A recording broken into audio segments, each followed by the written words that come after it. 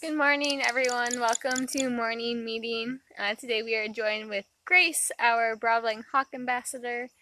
So as always, let me know where you guys are tuning in from today. If you guys have any questions, I would certainly love to answer them. I know, you're so chatty this morning, right? So Broadwing Hawks like Grace are found here in Maine, but they're actually about to leave for the winter. So these guys are a very common bird to see during migration. Yeah. So where we are right here at the base of Mount Agamenticus, we're actually, good girl, nice rouse. We're actually right under a flyway, which is essentially a bird highway for migration. So these guys are one of the many species that we will be able to see in the next couple month or so flying down south for migration. Good morning, Brian from Central Florida. Welcome. That's awesome. We have meet friends from all over the place, Miss Grace. Right. So these guys actually make a migration that's over 5,000 miles or so on average. They are they are a small hawk, so much smaller than our red tails, for example. So she is about a little less than half the size of our red tail ambassador. Just to give you a size comparison, with my hand, she's about a hand and a half tall. So she only weighs about 2/3 of a pound or so. So she's quite small, but so they're gonna put on, eat a lot of food to get all that energy for that really long migration. Oh, thank you so much, Brian. It's definitely the best job in the world, taking care of our ambassadors and the patients that we take care of to release them all where they came from. Good morning, Naomi from Rhode Island. Welcome. Good morning, Michelle, your girl. You can say hi to Karen. Yeah. Good morning. We have Grace, our Broadwing Hawk Ambassador, with us this morning. So Broadwing Hawks are common here, but they will be starting to head south. Grace has actually already talked to a couple that were passing through. So you might have heard in the beginning of this video, she's making this little chattering sound, but she actually makes a really high-pitched, kind of like a peewee sound as well. So that is the Broadwing call, and she'll actually call in wild Broadwings. They'll come down and sit with her for a little bit, and then they'll go on their merry way. So Grace loves to make some friends during migration season, which is really fun for us. We get to see wild Broadwings that are here. When we have Broadwing patients, she'll often talk to them as well, a call back and forth. So she's really fun to watch and listen to. So Grace actually came to us because she threw it through a trailer window. So unfortunately, that she has a lot of muscle damage, soft tissue damage. So despite her name of Grace, she's not very graceful, unfortunately.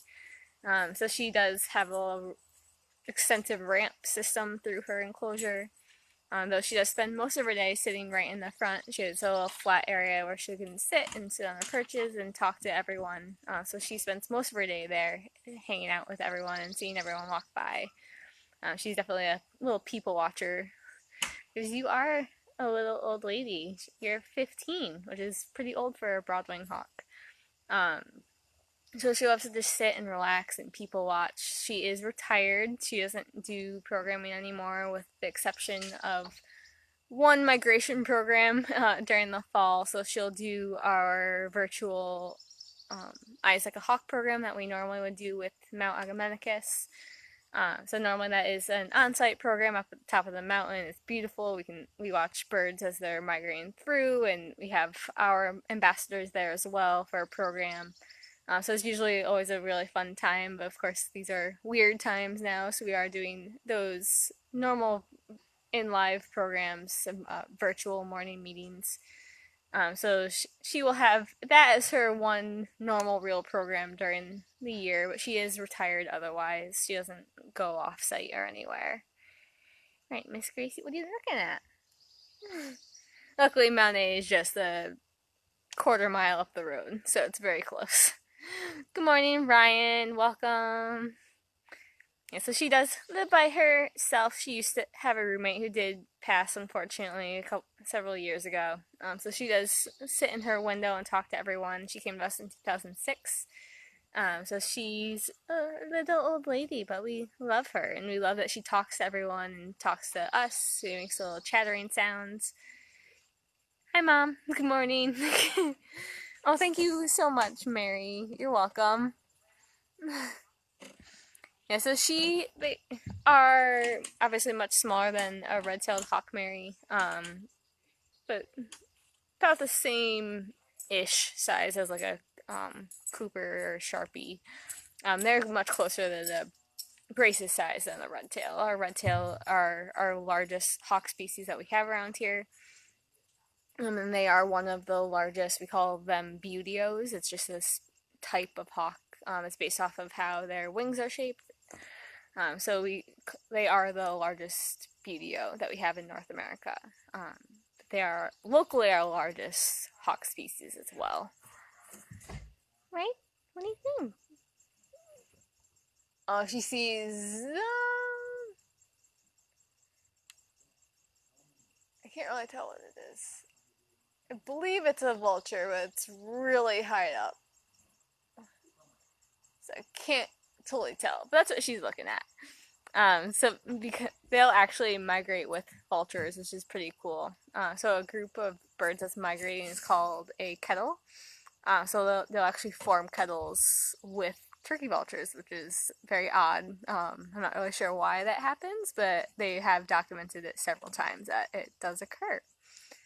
She, like all of our raptors, has fantastic eyesight, and she can see very high up in the sky. So she will see things way quicker and easier than we do. So a lot of times you'll see us when they're looking up, like, hey, what you guys looking at? And it's going to take us a little while to figure it out. But she's very keen eyesight, so she knows exactly what's going on. Good morning, Birdella. She is beautiful. Right? You're so pretty.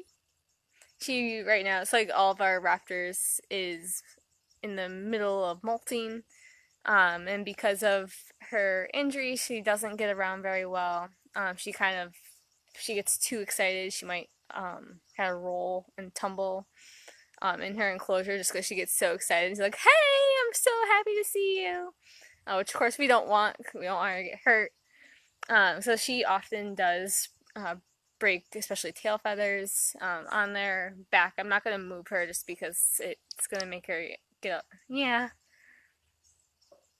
Because movement will spook her. But so right on their back, though, right above their bum, is a little gland. It's called the urogenial gland. So normally birds are going to put their beak in that gland. It secretes a little oil. So that makes their feathers conditioned and healthy. And so they'll get that oil on their beak and then rub it through their feathers as they're preening. Unfortunately, because of Grace's injury, she can't really reach it or reach some of her feathers. So we do help her with a little like toothbrush. We'll rub the gland and kind of just gently rub her feathers. But she does often break feathers. So luckily you look beautiful from the back. Or from the front, because you have almost no tail, Nessie. Hi, Dad. Good morning, Millicent from Wilmington, North Carolina. Well, welcome. Good morning, Kim. You are beautiful. Right? You're so pretty. Like, I know. Our pretty little old lady, but we love her. You gonna let me? Yeah. Like, oh, yeah. So I don't know if you guys saw how well that came out from the front. She's kind of like shaked her butt. So that's one of the signs that she tells us that she's relaxed. When they do their tail waggle, when they rouse and shake out their feathers. I'm moving my hands. So that's some of the ways that our birds can communicate with us, even though they can't speak like we do. They do still communicate. They can tell us what's going on, how they're feeling. So that's a couple ways that Grace can tell us that. What are you looking at, miss? Like, I want my breakfast. She's gonna get some mice today. And they are gonna prefer more the mammals side of things. She does like a lot of our raptors enjoy day-old quail on enrichment days, which she really enjoys. She gets very excited for those. Good morning, Katie. Say good morning, Gracie. You're so quiet now. Like, yeah. So we actually got a lot of these guys this summer. Yeah. I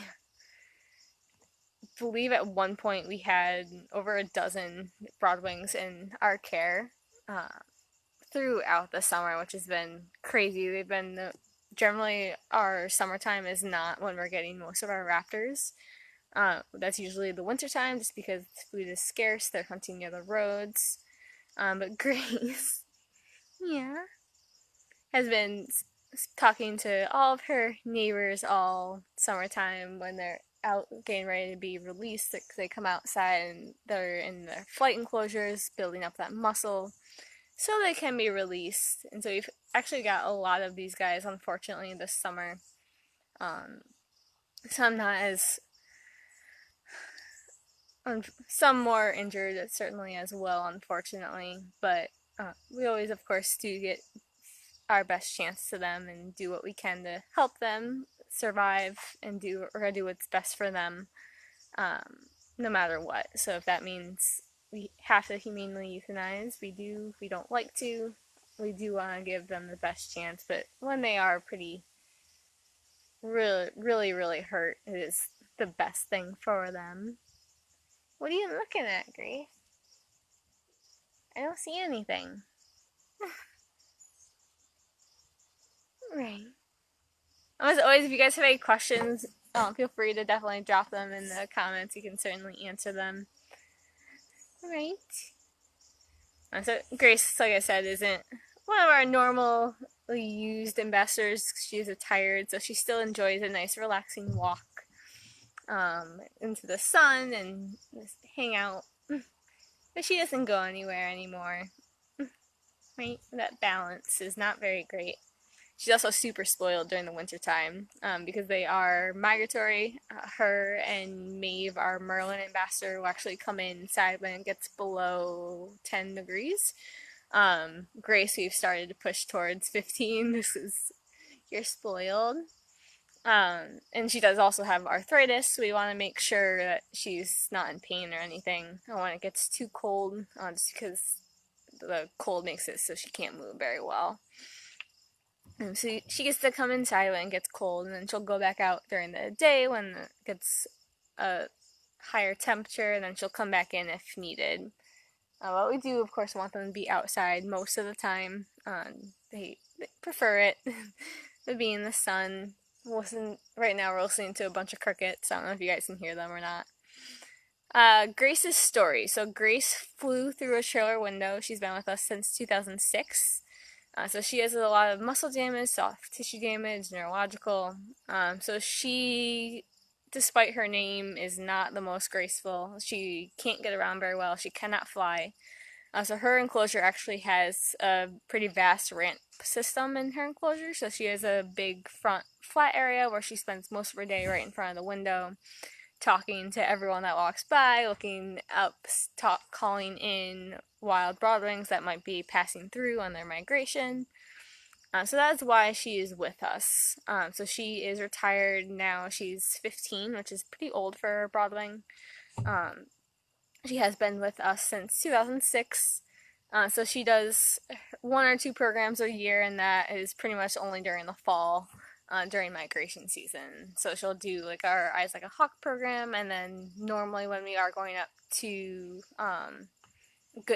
our spot on Good Day, Maine, up in Portland, she'll go on a trip for that as well to be on the news. But otherwise, she's pretty much retired.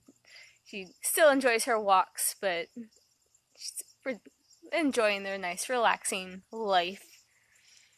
Millicent, about her vision, how well do they see? So you can see her looking up at the sky right now. She can see things that I cannot. Um, and we are right under a flyway, as I mentioned, so it's essentially a bird highway. There'll be thousands and thousands of birds that pass through right above us over the next month or so. So she can see things way up, soaring in the sky. A, a lot of I think, our broadwings and I believe our red tails, it is, we believe can see about a mile up, which is incredible. We definitely don't have that vision, to be able to pick out something so little flying up, like a little tiny bird. So that's what she's doing when she's looking up. She sees something that I don't, unless I say I do. Like what I think was the vulture was pretty high up, and that wasn't at a great angle. So I'm not totally positive on that ID, but it was a big bird, so either a vulture or an eagle. I couldn't see under the wings. Right? Good morning, Jacqueline. Yes, Grace does have a nice, great, retired life with us. Um, so she did programming up until about 2 years ago. Is when we decided to retire her, just to give her that a relaxing life, because she is older, and she does have some other issues like her arthritis and stuff like that. So we do want to make sure she's comfortable and relaxed. See, I don't see anything. I have no idea what you're looking at. And try. Oh, thank you so much for donating, Stephanie. That's really sweet of you. As always, we are a nonprofit. We don't receive any state or federal funding for the work that we do. So we are grant and donation funded. So we could not do the work that we do. Oh yeah, could not do the work that we do without donations just like yours. So thank you so much for donating, Stephanie. We really, truly appreciate it. You've no idea.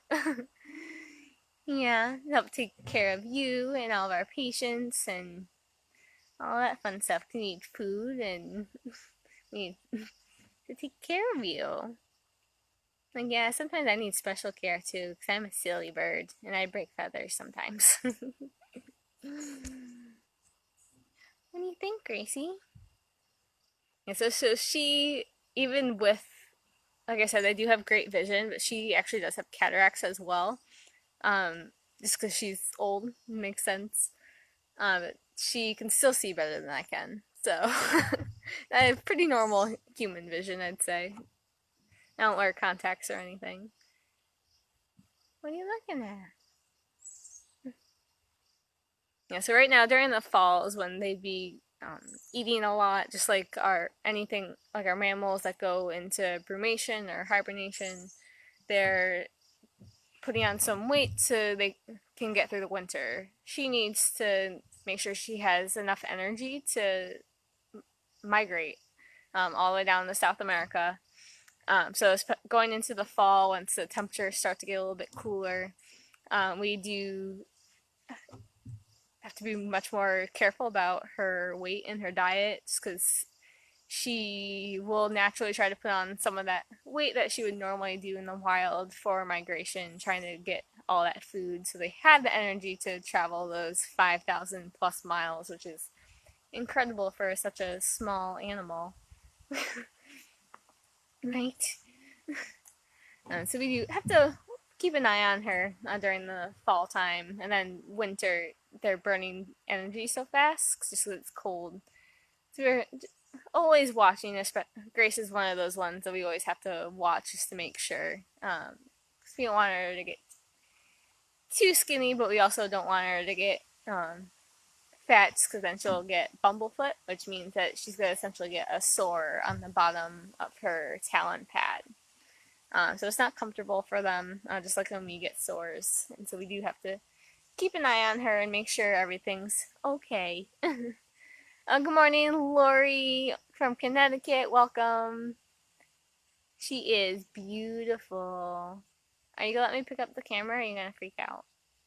Can we try? So I want to show you guys the side of her.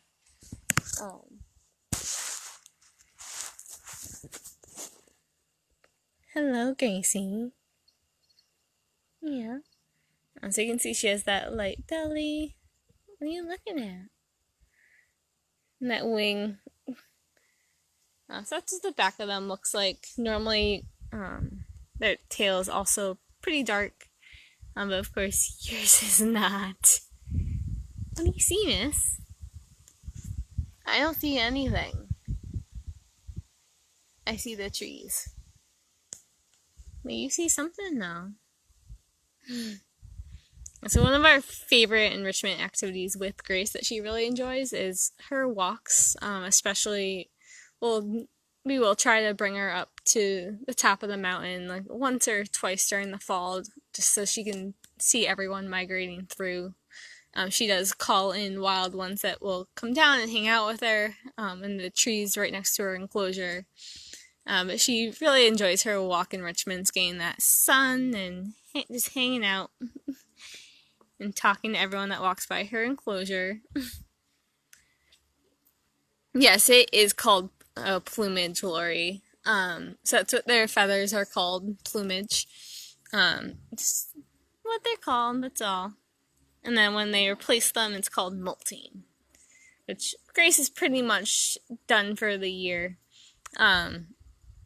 When they are molting, they will have all these kind of like little baby feathers, like when we get little baby hairs, and they'll be all over her enclosure. And she's like, "What? I look silly, but it's okay." What are you looking at, Gracie? I think I was talking, but I decided I don't want to anymore. So she will make all these little chattering noises. And then when she is trying to call in a wild broadwing, she makes this really loud, high-pitched peewee sound. So we always know when Grace is trying to talk to someone, because it's very loud. We can hear it from inside our building, even though she's outside. It's very, very loud. Stephanie, any suggestions on how to keep birds from hitting door windows? We've had a lot of injuries lately. Most recover quick, but had one major injury. So they actually make. I'm trying to figure out who makes them, because we had this. Someone asked me, because we have it on our current building. It's pretty much like a decal that you can put on a window. It is see-through. It's kind of like when we're looking out of like car tint, and so when we look out, it looks normal, but it does have like a coloring to it, so birds can't hit it. But they also, if you're in the mood for characters, anything like that, they do make specialized like window decals that you can put on your window just to break up the plane. They do also sell glass that is meant to prevent bird crashes. That's what we're gonna have in our new building and our new facility. The glass is gonna be the special type to help prevent that. So the birds can see it, but it looks like normal glass to us. I wish I had any specific names for you, but I do know they do exist. It just might be a quick Google search to try to find them. But they do often recover. They kind of get stunned. What happens? They'll hit the window, and it'll take a little bit for them to kind of come back to. So if you do have that happen, we definitely recommend just kind of leaving it for a little while. Go back in like a half hour, and see if it's still there. If it is still there after that half hour, certainly give us a call. Or if it has any very obvious injuries when you find it. Like obviously has a broken leg, a broken wing, certainly then give us a call. But if you can't see anything obvious, definitely try to give it the chance to come back to. Because sometimes that does happen, where we've had people come in with birds that they thought were on their way out. They weren't doing well because they flew into the window, and then they got all the way up here, and we took a look at him, like, oh, he's good to go. He can actually go home with you. This stunned. It just takes them a little bit to kind of come back. Stephanie, I have items hanging on the doors, but they still crash into them. What else could you do? I would actually recommend if you can't find if the stuff that you have there isn't working. So I'm not one of our medical clinic staff. So I would actually recommend if you wouldn't mind if you wanted to call our hotline, our center, our hotline assistant, Nicole. She's wonderful. She might be able to give you further ideas. I can't think of any off the top of my head. But she would probably know more than I do. I take part of my job is helping to take care of our ambassadors, and then bringing them to programming, and when we are not in a pandemic, and slowly learning some the more clinical side of it. But if the what you have isn't working, I would certainly try giving us a call and talking to Nicole. Nothing broken. You could see you put it in a box for a couple hours, flew off fine, came back every day for a couple weeks. Looks like major.